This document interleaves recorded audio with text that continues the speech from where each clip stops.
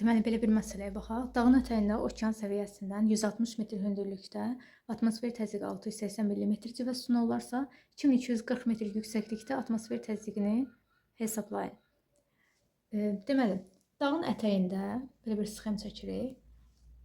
160 metr hündürlükdə təzyiq nə qədərdir? 680 millimetr civə sütunudur.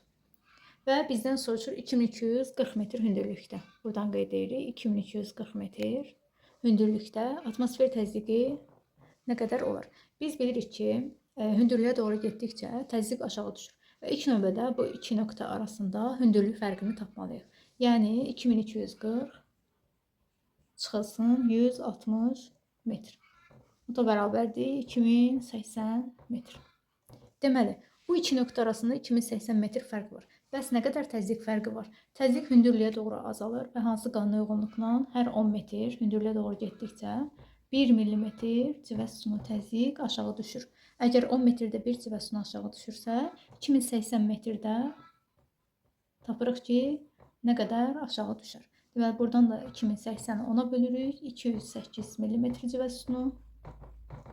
Biz bu iki hündürlük arasında, iki nöqtə arasında təzyiq fərqini tapdıq ki, 208-dir. Və ətəkdə 680 millimetr civə sütunudursa, yuxarıya doğru getdikcə təzyiq azaldığını nəzərə alaraq 680-dən 208-ə çıxmaqla bu nöqtədə təzyiqi tapa bilərik. Deməli, 680 çıxılsın 208. O da 472.